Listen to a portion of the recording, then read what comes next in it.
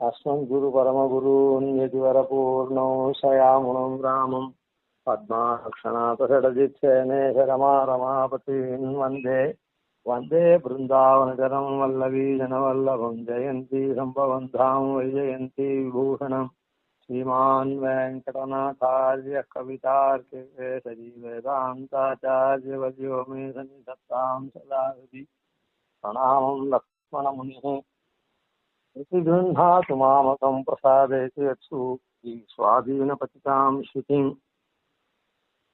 विदाहे यामुनं तीर्थं साधु बृन्दावने स्थितं निरश्चजिं महस्पर्शे यत्र कृष्णकृदातरः विगाहे यामुनं तीर्थं साधु बृन्दावने स्थितं निरस्तजिम्महः स्पर्शे यत्र कृष्णः कृपाधरः.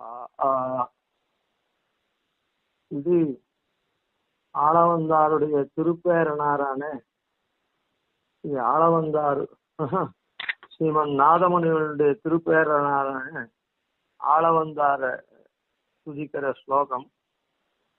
அவர் நாதமுனிகளுடைய திருப்பேரனாக இருந்தாலும் நாதமுனிகளுடைய சிஷ்யர் உய்யக்கொண்டாருடைய சிஷ்யர் மணக்கால் நம்பி, அந்த மணக்கால் நம்பிக்கு இவர் சிஷ்யரா இருக்கிறதுனால இவர் இந்த இதுல 8வது குரு பரம்பரையில 8வதா வர. இவர் ஒரு ஒற்றுமை, அவ்வளவுதான். அதாவது இவர் என்ன அப்படின்னு சொன்னா 8 கிரந்தங்கள் இவர் பண்ணியிருக்கார். 8 கிரந்தங்கள் இவர் அருள்ருக்கார். இவர் ஆச்சாரிய பரம்பரையில 8வது ஆச்சாரியனா வர. இவர் அருளின கிரந்தங்களும் 8. ஒரு ஒப்புமை, அவ்வளவுதான். என்ன 8 கிரந்தங்கள் அப்படின்னா சித்தித்ரயம் அப்படின்னு ஒரு 3 கிரந்தங்கள். எப்படி பாஷ்யக்காரர் கத்தியத்ரயம்னு 3 கிரந்தங்கள் பண்ணாரோ அது போல இவர் சித்தித்ரயம்னு ஆத்ம சித்தி, சம்வித் சித்தி, ஈஸ்வர சித்தி அப்படின்னு 3 சித்திகள் பண்ணிருக்கார்.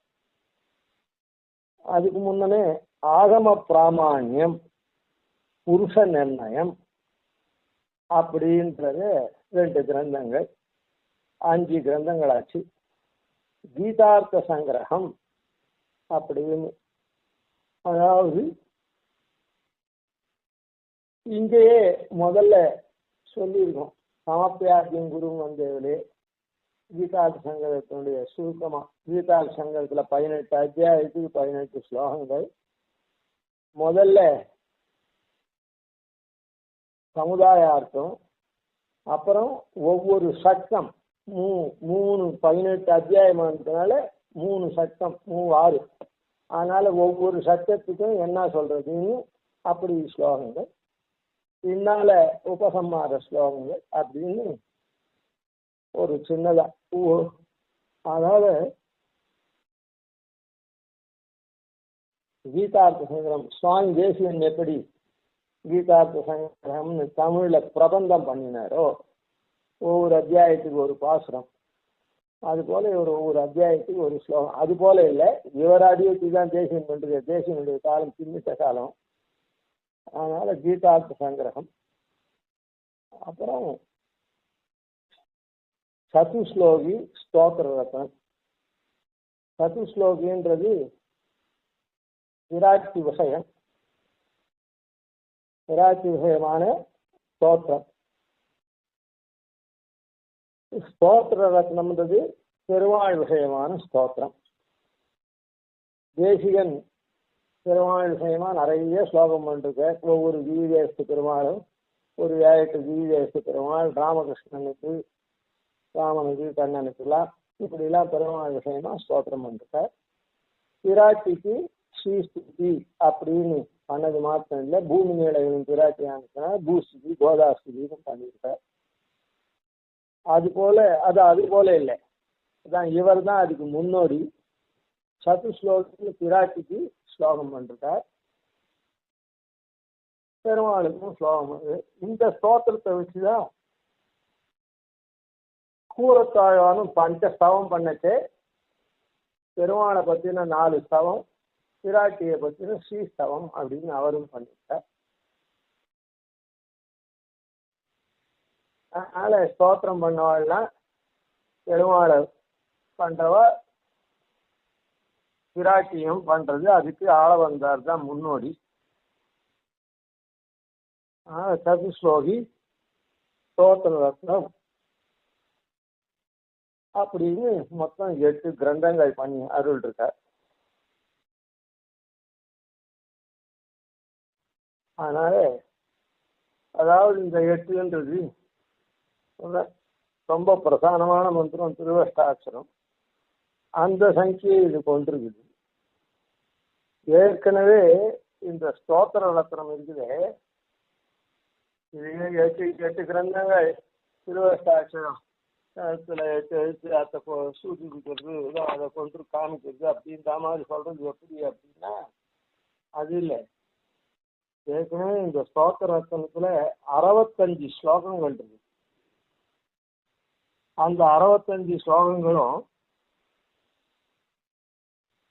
ரகசியத்திரய கிரந்தங்கள், ரகசியத்திரயம் இருக்குது.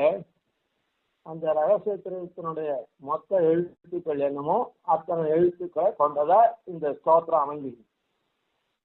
திருவஷ்டாட்சரம் 8,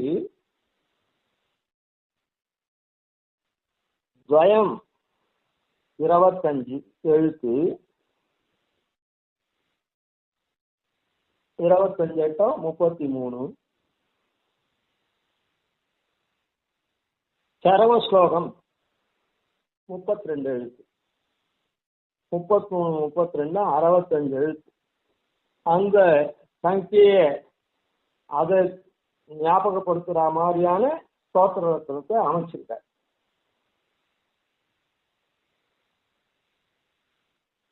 அறுபத்தஞ்சு ஸ்லோகங்கள்னால.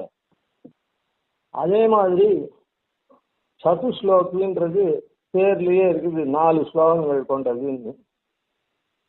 இந்த 4 ஸ்லோகங்கள் எதை காட்டுறது அப்படின்னு சொன்னா, வியாச சூத்திரம் இருக்குது, பிரம்மசூத்திரம், அதனுடைய வியாக்கியானம் ஸ்ரீபாஷ்யம் பின்னால வருது. சரி, அந்த பிரம்மசூத்திரம் ஏற்கனவே சொல்லியிருக்கோம். பிரம்மசூத்திரம் 4 அத்தியாயங்களை கொண்டது.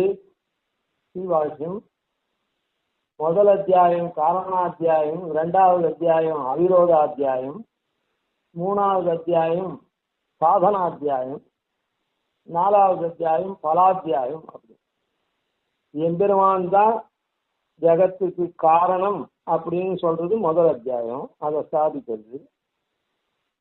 அதுக்கு விரோதம் சொல்றாளே, அந்த விரோதத்தை போக்கடிச்சு ஸ்தாபனம் பண்றது அவிரோதாத்தியாயம். அந்த விரோதங்கள்லாம் ஒன்றும் கிடையாது, இதரர்கள் சொல்லக்கூடிய விரோதம் கிடையாது அப்படின்னு ஸ்தாபிக்கிறது. பிரம்மம் ஜகத்துக்கு காரணம் இல்லைன்னு சொல்றத நிரசனம் பண்ணி அதை ஸ்தாபிக்கிறது. விரோதம் ஒன்றும் இல்லை, பிரம்மம் தான் ஜகத்துக்கு காரணம். அதுக்கப்புறம் சாதனாத்தியாயம், உபாயம், உபாயத்தை சொல்ற அத்தியாயம், அப்புறம் பலத்தை சொல்ற அத்தியாயம். இந்த இடத்துல இந்த 4 ஸ்லோகங்களும் அந்த 4 அத்தியாயங்கள்ல சொல்லப்பட்ட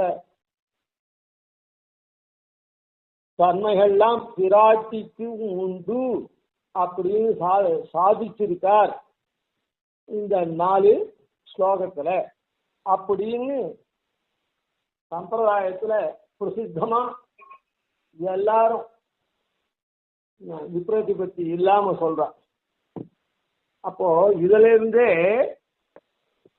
பிராட்டிக்கு பெருமாளோட எல்லா துல்லிய யோகக்ஷேமும் இருக்குது அப்படின்றது உள்ளங்கை நெல்லிக்கனி.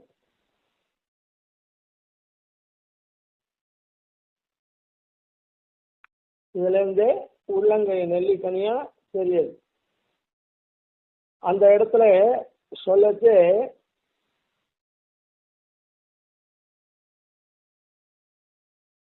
அதனால இப்போ பாருங்க, அத ஒரு மேலெழுந்த வாரியா அதை அனுபவிப்போம்.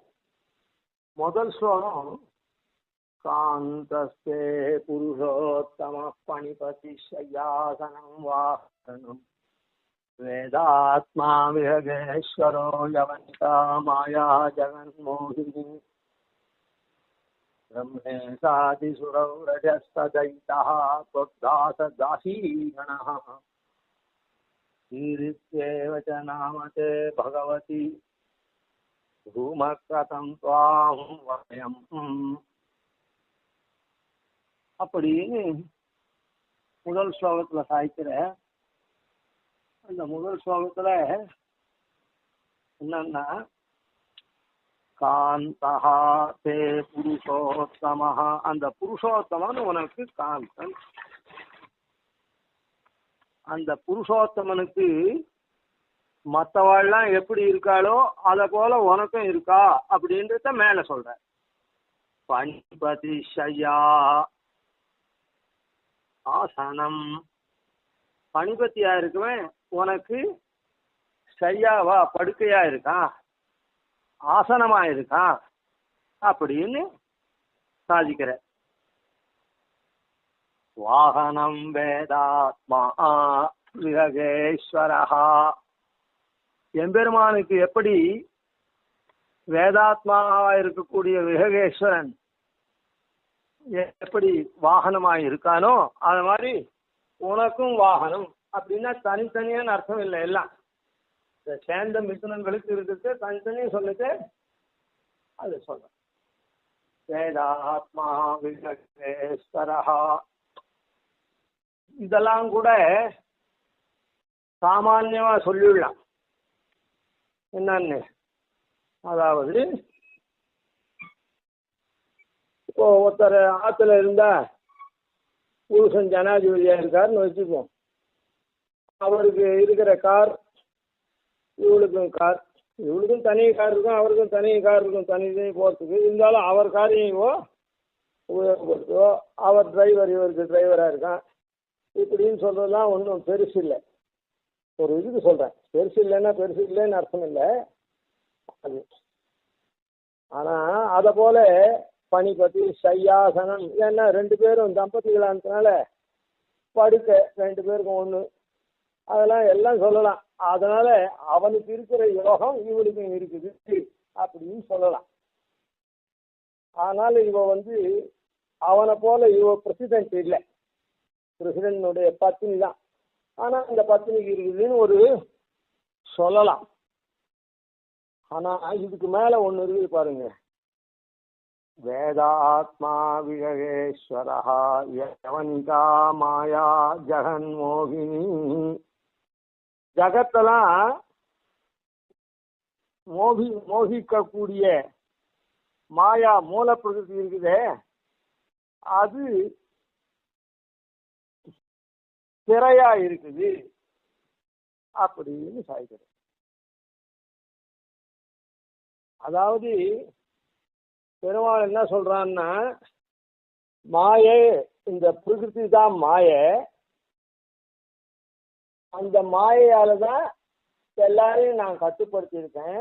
அந்த மாயிலேருந்து விடுபடணும்னா என்னையே சரணடையணும்னு சொல்றான் பெருமாள்.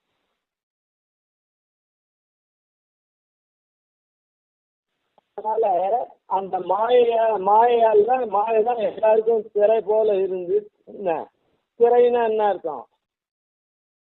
ஏகேந்திரியத்தேன சூக்ஷ்ம ரூபேண அவஸ்திதாம் குணமயீம் மாயாம். அதாவது அது என்ன பண்றதுன்னா, பிரகிருதி என்ன பண்றது, பகவத் ஸ்வரூப திரோதானகரீம் விபரீத ஜான ஜனனீம் स्वविषयाश्च भोग्य बुद्धे जननीं देहेन्द्रियत्वेन सूक्ष्म रूपेण च अवस्थितां दैवीं गुणमयीं मायां दासभूतः शरणागतोऽस्मि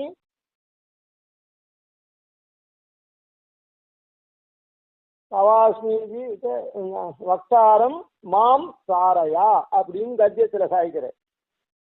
அதாவது இந்த இப்படி தேகேந்திரிய ரூபங்களாகவும் இருந்து பகவத் ஸ்வரூபத்தை திரோதானம் பண்ணி இப்படிலாம் மறைச்சி பண்றத இந்த மாயில இந்த பகவத் ஸ்வரூப திரோதானகரி ஸ்வவிஷயாச பகவத் ஸ்வரூபத்தை நமக்கு மறைச்சி தன் விஷயத்துல ஈடுபாடு பண்ண வைக்கிறது. ஆன மாதிரி இருக்கக்கூடிய மாயை தான் பிரகிருதி இருக்குது. பிரகிருதிக்கு மாயாந்து பிரகிருதியும் வித்தி. அது யார் அந்த காரியத்தை பண்றானோ அவனுக்கு தான் அது உபயோகப்படுத்துவான். இப்போ ஒரு என்ன சிவா இருக்காளே, இந்த மாயாஜால வித்தையெல்லாம் பண்றாளே, இல்லாதெல்லாம் வரவழைக்கிற மாதிரி வரவழைக்கிறது, இருக்கிறத மறைக்கிற மாதிரி பண்றது, அப்படிலாம் ஏதோ பண்றாளே, அதுக்கு என்னமோ பேர் சக்தி சொல்ல வரல. அந்த மாயாஜால வித்தையெல்லாம் பண்றவாள் அது அவ ஏதோ ஒரு மையோ என்னமோ உபயோகப்படுத்துறான்னா அது பண்றவா தானே அதை உபயோகப்படுத்துவா. புரியுதா? பிரசிடனுடைய காரை வீட்டில் இருக்கிற பத்னி உபயோகப்படுத்துற மாதிரி அதெல்லாம் மாயாஜால வித்தைக்காரனுடைய பத்னி அந்த மையெல்லாம் வச்சு பண்ண மாட்டான். அவளும் மாயாஜால வித்தை பண்றவளா இருந்தாதான் அதை பண்ணுவோம். அதனால இந்த இடத்துல என்ன சொல்ற, மாயா ஜெகன் மோகினி யவனிகா மாயா ஜெகன் மோகினி ஆளவந்தாருடைய ஸ்ரீசூக்தி. அந்த ஜகங்கள்லாம் மோகிக்கக்கூடியதான மாயா இருக்குது பிரகிருதி, அது யவனிகா திரையாக உள்ளது. அப்படின்னா பகவத் ஸ்வரூப திரோதானகரி, அதான் அந்த திரையில அவ மறைஞ்சிருக்கா.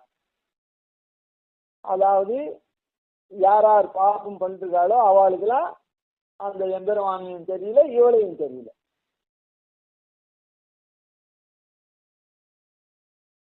அதனால இந்த இடத்துல பெருமாள்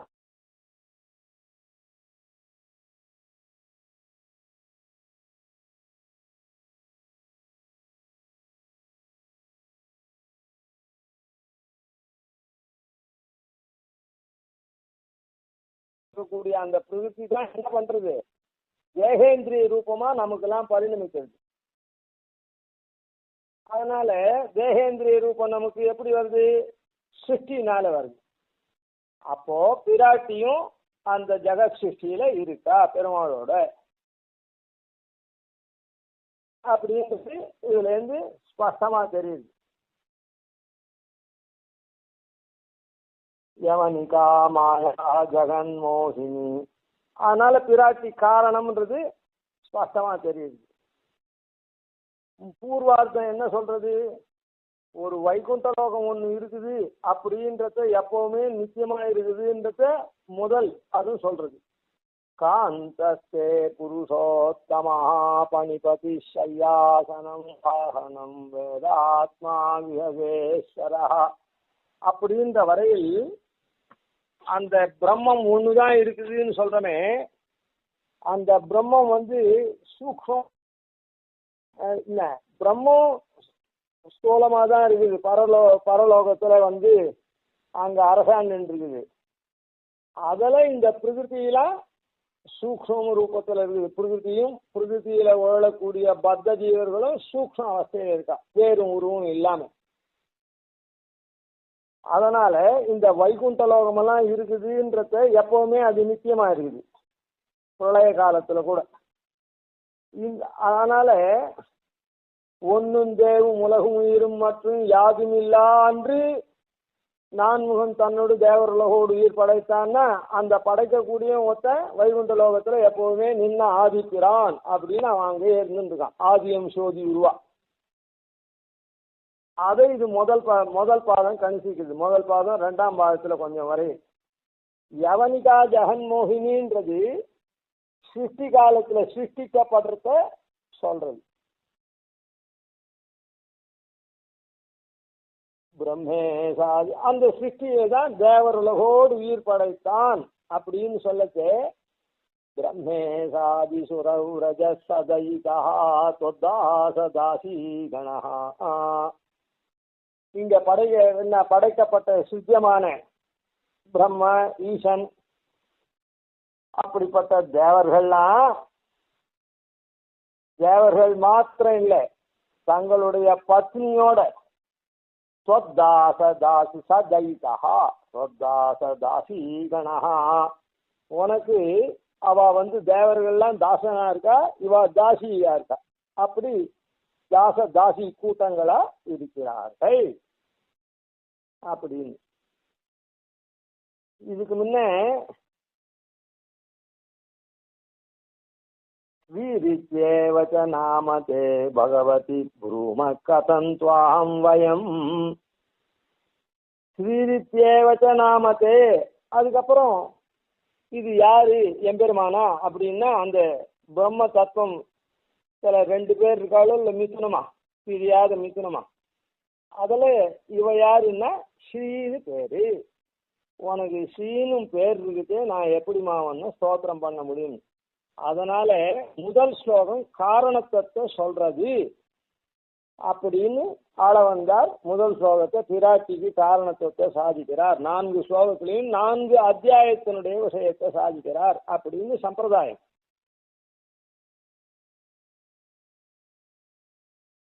அதனால இப்போ இந்த இடத்துல என்னன்னா ஸ்வத்தாச தாசீகணஹா, இதுல ஒரு விஷயத்தை உங்களுக்கு சொல்றேன். இந்த பிரகரணத்தை இல்லை, நமக்கெல்லாம் தாசிய நாமா வைக்கிற பஞ்சசம்ஸ்காரத்துல நடு சம்ஸ்காரம் என்னது? நாம சம்ஸ்காரம். பாபம் புன்றம், நாமம், மந்திரம், யாகம் அப்படின்னு. அதுல ஆச்சாரியனுக்கு நாமும் என்னைக்கும் தாசனா இருக்கணும். ஏன்னா அந்த ஆச்சாரியன் தான் நமக்கு இது பண்றார்.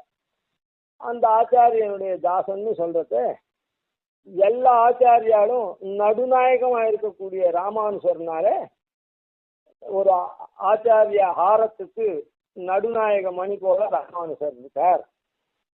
ஆச்சாரியருடைய மேலுள்ளவாள்லாம் ராமானுசனுக்கு மேலுள்ள ஆச்சாரியர்கள்லாம் அவருடைய திருமுடி சம்பந்தத்தினாலேயும் கீழுள்ள ஆச்சாரியர்கள் திருமுடி சம்பந்தத்தினாலேயும் பிரகாசிக்கிறான்னு சொல்லப்பட்டது. அதனால இவர் அதனால ராமானுஜ தாசோஸ்மி அப்படின்னு. இதுல சில பேர் என்ன பண்றோம்னா ஸ்திரீகளுக்கு ராமானுஜ தாசி அஸ்மி அப்படின்னு சில, இதுலயே எத்தனையோ ஆச்சாரிய பரம்பரைகள் இருக்கோ இல்ல, சம்பிரதாயம் இருக்கோ இல்ல, வழியா வந்தது. அதுல சில பேர் அப்படி வழியா இல்லை, ஏதோ ஒரு காலத்துல, ஏதோ இப்போ இந்த காலத்துல சில பேர்கள் தாசி அஸ்மி அப்படின்னு ஸ்ரீகளுக்கு வைக்கிறார். ஆனா இந்த இடத்துல அதை சொல்லிட்டு வர இடத்துல சொல்லியிருக்கேன். ஆனா தாசோஸ்மின்னு தான் சொல்லணும்.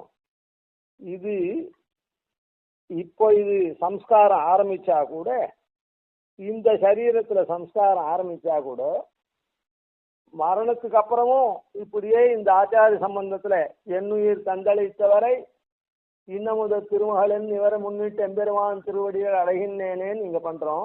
அங்க கூறு கவர்ந்த குருக்கள் குழாங்கள் குறைகளுக்கு மாறுதலின்னி மகிழ்ந்தெழும் போகத்து மன்னுமேன்னு இங்க உபாயத்தை இந்த ஆச்சாரிய பரம்பரையை அனுசந்திச்சு உபாயத்தை பெருமாள் இடத்துல அனுஷ்டிக்கிறோம். அங்க உபயமான பலத்தையும் அந்த ஆச்சாரியர்களுடைய சமூகத்தினுடைய திருவடி வாரங்கள்ல தான் அங்க பெருமாளுக்கு கைங்கரியம் பண்றோம். அதனால இது யாவதாத்ம பாவியானதுனால இது என்னைக்கும் இந்த ராமானுஜ தாசோஸ்மி அப்படின்றது. ஏன்னா இந்த ஆச்சாரியன் தான் நமக்கு அங்கே போகிறதுக்கு வழிகாட்டினதுனால அங்கேயும் அந்த ஆச்சாரியன் திருவடியில் தான், அந்த ஆச்சாரியன் இல்லை ஆச்சாரிய பங்கியினுடைய திருவடி. இங்கேயும் இன்னமுத திருமகள் என்னவரை முன்னிட்டு ஆச்சாரிய பங்கி மூலமாக தான், குரு பரம்பரை மூலமாக தான் பெருமாள் அடையிறோம். அங்கேயும் போய் குரு பரம்பரை மூலமாக தான் பெருமாளுக்கு கைங்கரியம் பண்ணுறோம். அப்படின்னு இருக்கிறதுனால யாவதாத்ம பாவியா இருக்குது. இன்னைக்கு இந்த ஆரம்பிச்சா கூட இங்க இருக்கிற நாள்ல ஸ்திரீயாவோ புமானாவோ இருந்தா கூட இந்த நாமம் தாசியனாமும் யாவதாத்ம பாவியா அந்த ஆச்சாரியனுக்கு நாம் அடியவனா இருக்கோன்றத காண்பிக்கிறது. ஆத்மசப்தம் நித்திய புல்லிங்கம், அதனால ராமானுஜ தாசோஸ்மி அப்படின்றது தான் பிராச்சீனமா வந்தது. அது ஏதோ நடுவில் ஏதோ தாசி அஸ்மின்னு மாறி இருக்கு அப்படின்னு அந்த இடத்துல சொல்லியிருக்கோம். அதை கேட்டவாளுக்கு இது ஒரு சம்சயம் வரலாம். இங்கேயே பிரம்மேசாதி சுரவுரஜஸ்ததயிதா தொத்தாச தாசி கணஹா. அப்போ சுரவுரஜாலாம் தாசர், அவளுடைய தைத்தாள்லாம் தாசி அப்படின்னு சொல்றது. அந்த பத்னிகள்லாம் தாசின்னு சொல்றாளே, அப்போ ஸ்திரீலிங்கம் இங்க சொல்லியிருக்கு தாசின்னு. அப்போ ராமானுஜ தாசி அஸ்மின் தானே இங்க இருக்கிற ஸ்திரீ எல்லாம் சொல்லணும் அப்படின்னு ஒரு சந்தேகம் வரலாம். ஆனா இவெல்லாம் யாரு? அந்த பணி பத்தியோ வேதாத்மா விவேகேஸ்வரனோ அவளுடைய பத்னி பத்திலாம் இங்க சொல்லலை. அங்க வைகுண்ட லோகத்துல அவள் தான், அங்க பெருமாளுக்கு உனக்கு வந்து அவள்லாம் ஆசனமாகவும் அதுவாகவும் இருக்கான்னு மாத்திரம் சொல்லிச்சு. அங்க ஆதிசேஷனை சொல்லிட்டு அவ்வளவுதான் தவிர ஆதிசேஷன் பத்னியும் கருடனுடைய பத்னியும் எல்லாம் சொல்லலைங்க. இந்த இடத்துல தான் இது என்ன, இந்த சிருஷ்டியில ஜெகன்மோகினியா இருக்கக்கூடிய மூல பிரகிருதியில அகப்பட்டு சிருஷ்டிக்கு வராளே, சிருஷ்டிக்கு விஷயமா பிரம்மயுகாதி எல்லாம் இருக்காளே, அவளும் அவளுடைய பத்னிகளும் அப்படின்னு. அப்போ இந்த இடத்துல கர்மாதீனமான சரீரம் இருக்கிறதுனால அந்த கர்மாதீனமான சரீரம் புருஷ சரீரமாகவும் ஸ்ரீ சரீரமாகவும் இருக்கிறதுனால புருஷ சரீரம்லாம் தாசன்னும் ஸ்ரீ சரீரத்தை உடையவாள்லாம் தாசின்னு இங்க சொல்லப்பட்டிருக்கு. ஆனா இந்த ராமானுஜ தாசோஸ்மின்றது எத்யபி இந்த சரீரத்துல நாம இருந்து சரணாகதி பண்ணா கூட இந்த ஆச்சாரிய சம்பந்தத்துல, ஆனா இந்த சரீரத்தை விட்டுட்டு நாம அங்க போறோம். அந்த இடத்துல காலாவச்சேதம் கொஞ்சம் கூட முடியாத காலத்துக்கு நாம கைங்கரியம் பண்ண போறோம். அதனால இந்த அப்ப வந்து அங்க வந்து நேத்தமான சரீரமே கிடையாது, இச்சா கிரகீதமான சரீரம் தான். வேணும்னா சரீரம் எடுத்துட்டு கைங்கரியம் பண்ணலாம், வாண்டான்னா சரீரம் இல்லாதே கைங்கரியம் பண்ணலாம். சதேக விதேக பகுதேக, நிறைய சரீரம் எடுத்துட்டு கைங்கரியம் பண்ணலாம். அப்ப நிறைய உருவம் எடுத்துட்டு கைங்கரியம் பண்ணலாம்னா ஒரு உருவம் ஆணா இருக்கலாம். இப்போ ஒரு நாம குடும்பத்தோட பெருமாளை தான் சேவிக்கிறோம். இப்போ ஒரு உதாரணத்துக்கு சொல்லுவோம், மாலோவில் 4 ஏழ்றார் அப்படின்னு சொன்னா குடும்பத்தோட எல்லாரும் என்ன அப்பா பண்றார், அம்மா பண்றார், தாத்தா பண்றார், பாட்டி பண்றார், பிள்ளை பெண்கள் எல்லாரும் கைங்கரியம் பண்றார். இதே மாதிரி ஒரு அனுபவம் அங்க தத்துவ நியாயத்தினால் நமக்கு வருது அப்படின்னு சொன்னா, அப்போ அந்த இடத்துல நாமே அத்தனை சரீரம் எடுத்துக்கலாம்.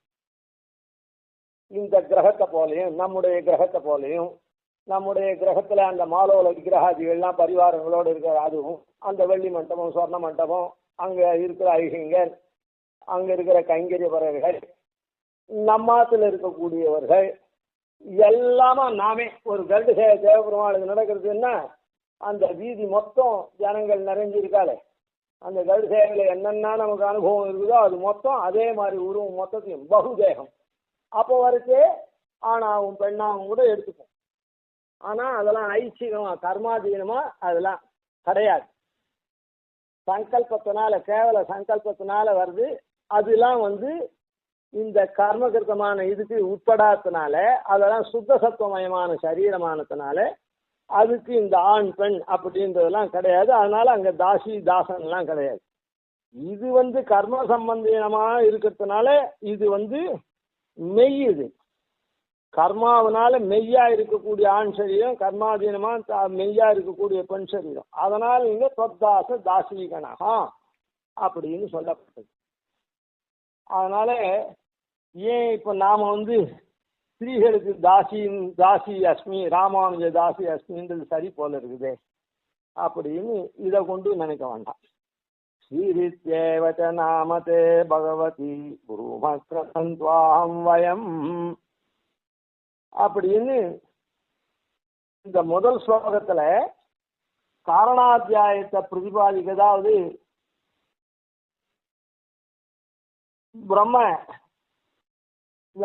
பிரம்ம மீமாம்சை சாரீரிக மீமாம்சையினுடைய முதல் அத்தியாயத்துக்காக முதல் ஸ்லோகம் அப்படின்னு பூர்வர்கள் சொல்றா அப்படின்னு அதே பிராட்டிக்கும் அது உண்டு அப்படின்றது ஸ்பஷ்டமா இதுல தெரியுது. அதனால பிராட்டிக்கு இந்த சிருஷ்டியாதிகள்ல எம்பெருமான போல அவளும் உடன் இருந்து அந்த சிருஷ்டியாதி தர்மங்கள்லாம் நடத்துறா. சிருஷ்டியாதி தர்மம் எதுக்காக அவன் பண்றான்? சிருஷ்டியாதி காரிய விசேஷங்கள்லாம் மோட்ச பிரதத்துக்காக. அந்த மோட்ச பிரதத்துவம் இந்த உபாயம் சரண்யம், அந்த சரண்யத்துவம் பிராட்டிக்கு உண்டு. அதனால அதனுடைய அங்கம் தான் இந்த சிருஷ்டிகள்லாம். அதனால அந்த சிருஷ்டியை சொல்லக்கூடிய காரணாத்தியாயத்தை இங்க பிரதிபாதிக்கிறதுன்னு சொல்றது இந்த ஸ்லோகத்துல இந்த மாதிரி காண்பிக்கப்படுறது ஆள வந்தாருனாலே. ரெண்டாவது ஸ்லோகம், யஸ்யாஸ்தே மஹிமானமாத்மன இவ த்வல்லபோ விப்ரபுः நாலம் மாதுமியத்வயா நிரவதிம் நித்யானுகூலம் ஸ்வதः த்வாம் த்வாம் தாசயிதி பிரபன்ன இதி ச ஸ்தோஷ்யாம்யஹம் நிர்பயः லோகைகேஸ்வரி லோகநாத தயிதே தாந்தே விதாந்தே தாந்தே தயாந்தே விதன்னி. இது ரெண்டாவது ஸ்லோகம். இதை நாமும் அடுத்தத்துல அனுசந்திப்போம். கார்த்திக சிம்ஹாய கல்யாண குணசாலினே ஸ்ரீமதே வெங்கடேஷாய வேதாந்த குரவே நமஹாதிவம்சரோபாதீன்யதிவர்யான் பஜேனிஷம் ஸ்ரீரங்கபூர்வஷடஜித்யதீசானபதாஸ்ரயம் ஸ்ரீவத்சவம்சதிலகம் வந்தே ஸ்ரீகிருஷ்ணதேசிகம்.